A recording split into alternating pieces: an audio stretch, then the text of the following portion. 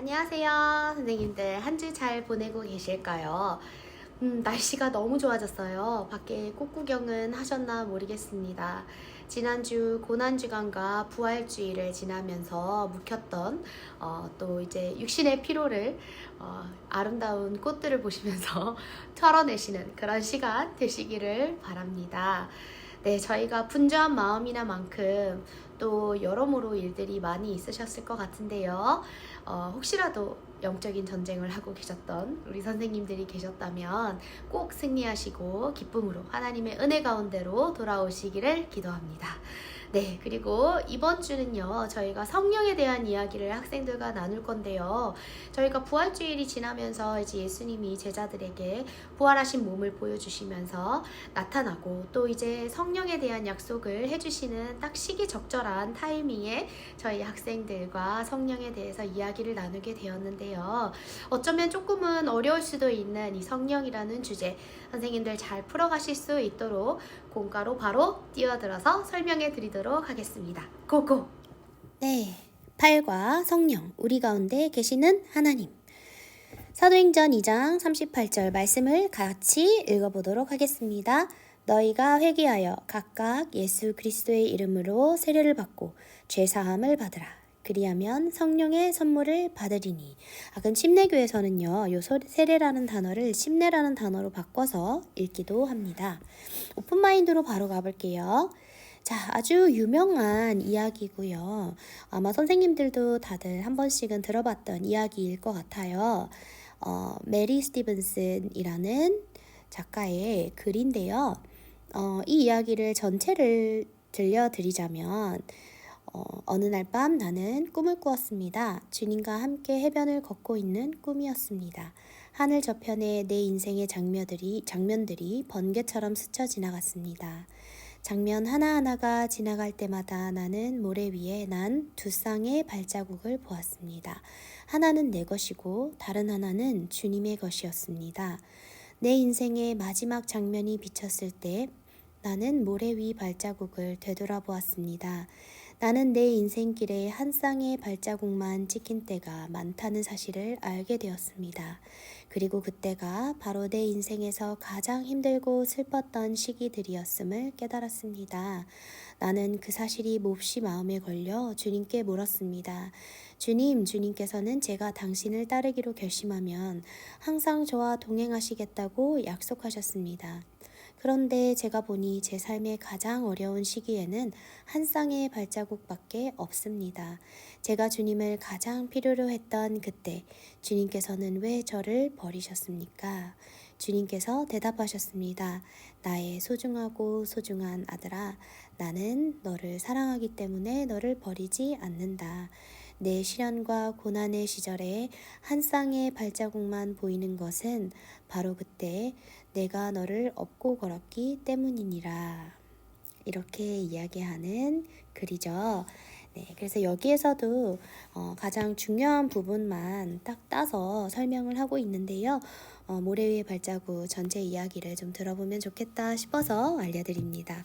혼자라는 생각이 들어서 힘들었던 적이 있었나요? 하나님께서 평상시에는 성령님의 감동하심도 많이 주시고, 자, 이 감동이라는 단어도 나중에 설교를 통해서 조금 더 잘 이해하게 될 텐데요. 은혜도 많이 받게 하시고, 그런데 정말 슬플 때 왠지 하나님이 침묵하시고 거리를 두시는 느낌이 들 때가 있죠. 나의 아픔이 너무 크고 나의 어려움이 너무 크게 다가오고 상심되어서 더 그런 마음이 들 때가 있는데요. 이 이야기를 통해서도 하나님이 성령님을 통하여서 우리가 가장 힘들고 아플 때에 우리와 가장 가까이 계심을 다시 한번 인지시켜주는 그런 이야기였습니다. 1번으로 가보겠습니다. 성령 하나님은 우리 가운데 늘 동행하시는 거룩한 영입니다. 성령 하나님은 언제 우리 가운데 거하게 됩니까? 자, 요게요, 되게 간단한 질문인 것 같은데요. 신학적으로 굉장히 다양한 답변이 있는 질문입니다. 성령님은 언제 임하시나요? 라는 질문인데요.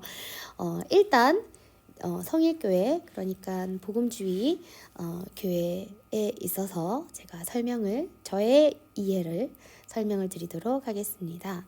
이제 사도행전 2장 38절에 기록되어 있듯이 세례를 받고 죄사함을 받을 때에 성령의 선물을 받는다라고 적혀 있어요. 즉 회개하고 예수님을 믿으면 구원받는 하나님의 자녀가 되는데요. 그때부터 하나님의 자녀로서 이제 성령을 선물로 받게 되는 거죠. 그런데 이 성령의 임하심이라는 것에 있어서 선생님들도 되게 다양한 경험들을 하셨을 것 같아요. 나의 배경에 따라서 또 스쳐왔던 어떤 신앙의 경험들에 따라서 이 성령에 대한 질문은 굉장히 다른 이해를 가지고 계신 경우가 많은데요. 성령이라는 것을 우리가 다르게 조금 시각을 다르게 보고 대답할 필요가 있습니다. 일단 성령을 받는다라는 개념은요, 우리 마음에 성령님이 오신다라는 뜻으로는 우리가 회개를 하고 예수님을 믿었을 때 죄사함을 받고 구원을 받는 그 순간 성령님이 우리 마음에 함께 하시는 것은 맞습니다. 성령님이 하시는 일들 중에서 우리에게 은사를 나타내시는 부분 말고요. 우리가 하나님을 알게 하고 말씀 가운데서 깨달음을 얻게 하고 죄를 회개하게끔 하시는 그 마음을 주시는 역할을 성령님께서 인도해 주시는데요. 그것은 우리가 죄를 회개하고 고백하며 예수 그리스도를 우리의 구주로 영접하였을 때에 성령님께서 우리 마음 가운데 임하시는 그 순간이라고 우리가 말할 수 있어요. 하지만 우리가 그 성화의 과정과 또 신앙 가운데의 경험과 또 내가 정말 하나님을 간절히 찾는 그 시기들이 있어요.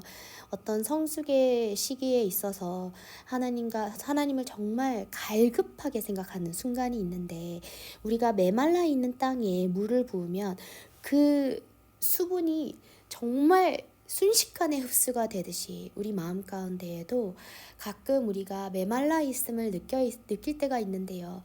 그때 굉장히 우리 마음이 간절해지고 간절한 가운데 하나님을 찾을 때에 성령님이 그 안에서 위로하시고 반응하실 때가 있으세요. 그때 우리가 갑작스러운 성령님의 임재하심을 더욱더 크게 느끼게 되는데, 그 순간을 우리가 성령 충만함이라고 말할 때도 있습니다. 네, 그래서 우리가 시기적으로 조금 더 가까이 또는 조금 더 강력하게 그 성령의 역사함을 느끼는 순간들이 있어요. 그 순간들을 통하여서 우리가 더 하나님을 알게 되고 더 큰 위로를 받고 더 큰 은혜를 경험하게 되는 순간들이 있다라는 것입니다. 네, 그리고요, 어떤 은사들을 통해서 성령님을 통해서 어떤 성령의 은사를 베풀어 주신다기보다는 우리가 알고 있는 성령은 이렇게 확신할 수 있죠. 말씀 가운데서 성령의 열매를 통하여 알 수 있다라고 하듯이 우리가 삶 가운데 성령님이 계신다, 안 계신다라는 것을 확인할 수 있는 것은 우리의 삶 가운데 맺히는 성령의 열매를 통해서 알 수 있는 것이지요.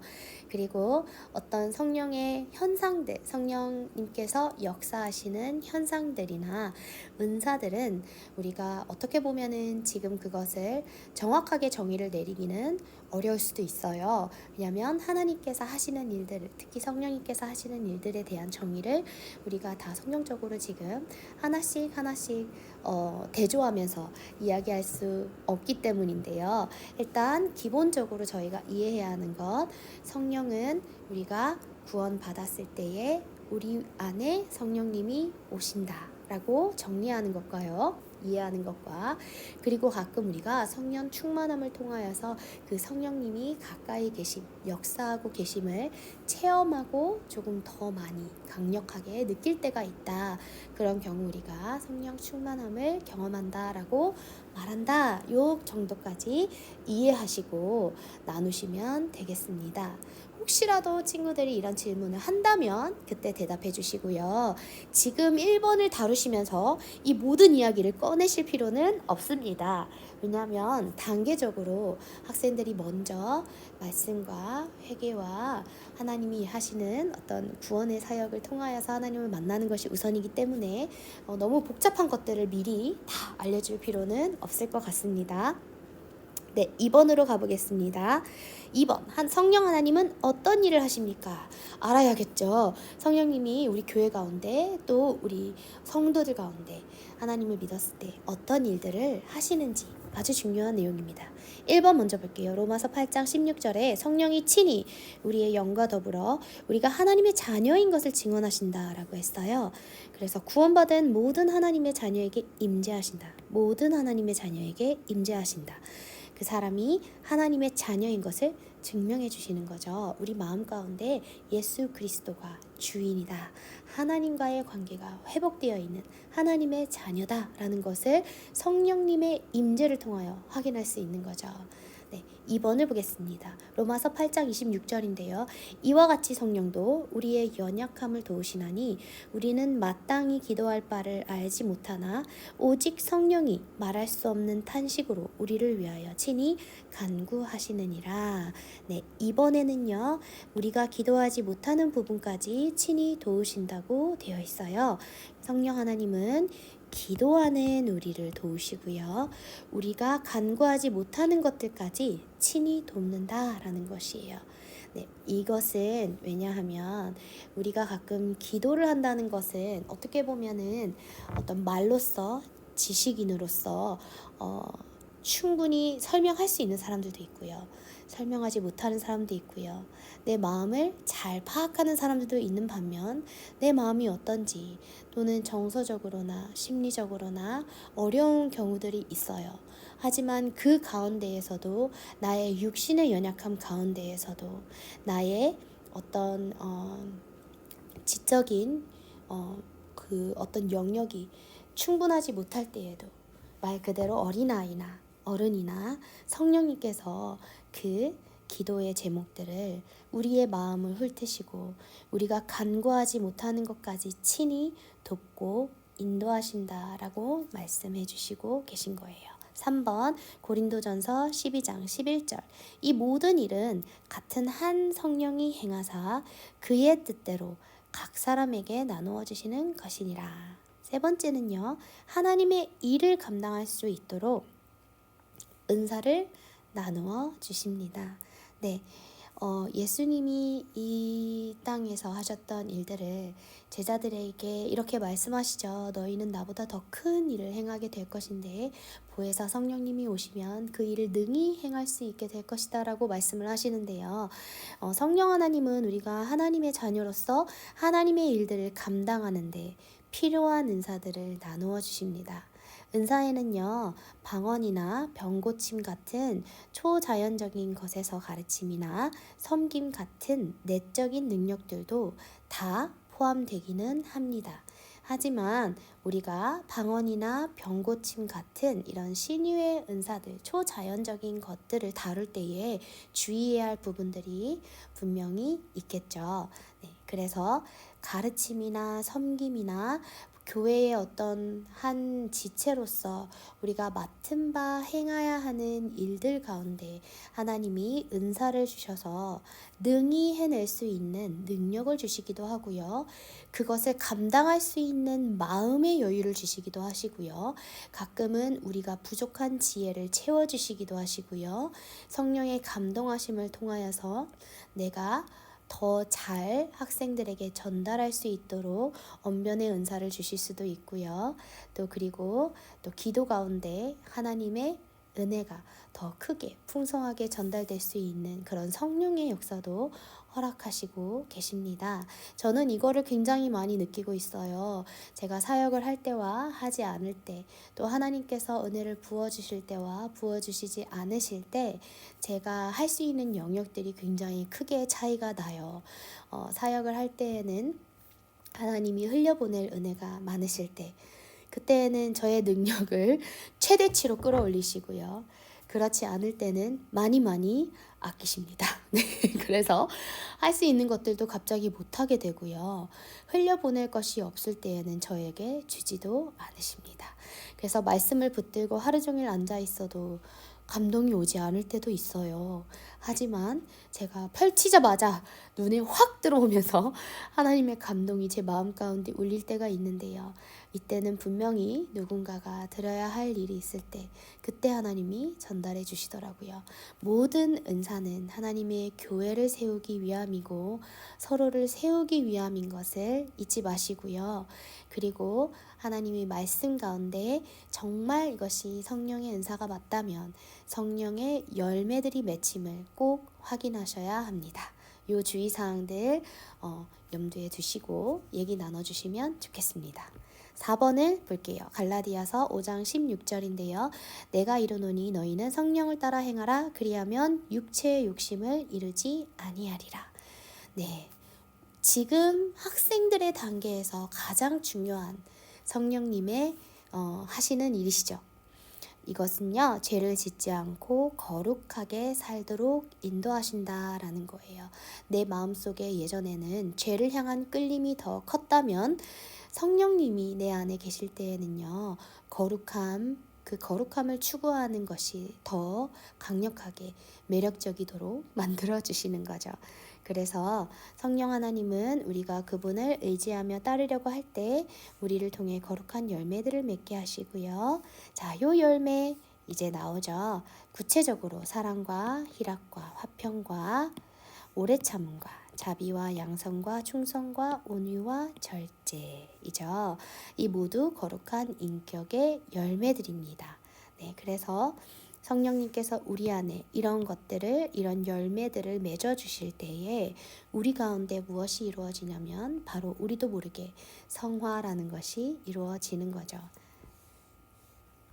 네, 그리고 혹시라도 학생들이 요 단어들을 잘 이해하지 못할 때 희락이라는 단어는 사실 기쁨이라는 단어를 말하고 있어.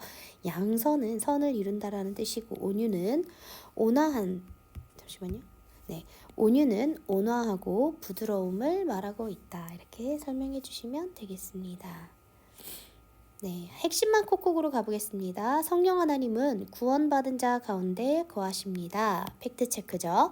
성령 하나님은 우리 가운데 거하시며 구원을 확증하실 뿐 아니라 우리를 도우시고 은사를 주시며 거룩함으로 인도하시는 일을 하십니다. 성령 하나님은요, 오순절 사건을 통해서 그때 새롭게 임하신 하나님의 형태가 아니고요. 태초부터 함께 하셨던 성부, 성자, 성령 하나님, 그 태초 창조 전에 그 공허함 가운데 아무것도 없는 가운데 허공을 떠들고 있었던 하나님의 영, 그 성령이죠. 그래서 어느 순간 예수님이 돌아가시고 부활하시고 다시 하나님의 보좌로 올라가시면서 우리에게 대신 보내주신 어떤 도구 같은 그런 존재가 아닙니다. 하나님이시고요. 성령 하나님은 하나님의 그 존재 자체라고 꼭 이해를 해야 합니다. 오픈 라이프로 가겠습니다. 자, 이제 학생들과 조금 나눔을 가질 주제를 다뤄볼 건데요. 성령 하나님의 도움과 인도를 경험해 본 적이 있나요? 요거 굉장히 궁금해요. 학생들이 사실은 하나님을 만난 친구도 있고 만나지 않은 친구도 있다 이렇게 생각을 하기는 했지만 생각보다 많은 학생들이 세례를 받은 경험이 있더라고요. 이번 성찬식을 통해서 보니까. 그렇다면 그 가운데 신앙을 고백할 수 있는 기회들이 있었을 텐데 그 성령을 받고 죄를 고백하고 구원을 받고 성령을 받고 학생들이 살아가면서 이런 성령님의 존재를 느낀 적이 있었을까가 너무 궁금해요. 지금은 어떻게 말로 깊은 그런 경험들을 설명할 수는 없겠지만 이러한 성령님께서 하시는 일들을 하나씩 하나씩 다루면서 일상 가운데 제가 조금 대수롭지 않게 지나긴 했지만 제 마음 가운데 늘 이런 것들이 있었어요. 느낀 적이 있었어요. 예배 시간에 제가 위로를 받았던 적이 있었어요. 말씀 가운데 찔림을 주신 적이 있었어요. 또는 기도하는 가운데 하나님이 응답해 주신 것이다, 응답을 해주신 것이다 라는 느낌을 가질 수 있도록 하는 계기가 있었어요. 이런 것들, 또는 새벽 기도를, 고난주가 새벽 기도를 나와야 하는데 웬만하면 잘 잤을 텐데 잠에서 저를 깨워주셨어요. 이런 일들도 있을 수 있겠죠. 네, 그래서 위로를 받았거나 눈물로 회개를 했거나 이런 경험들이 혹시라도 한 명이라도 있을까라는 생각을 해보고요. 요거는 거의 피드백을 받지 못하실 수도 있을 것 같아요. 특히 중학생들 반에서는요. 그래서 선생님들의 경험을 한번 생각해보면 좋겠습니다.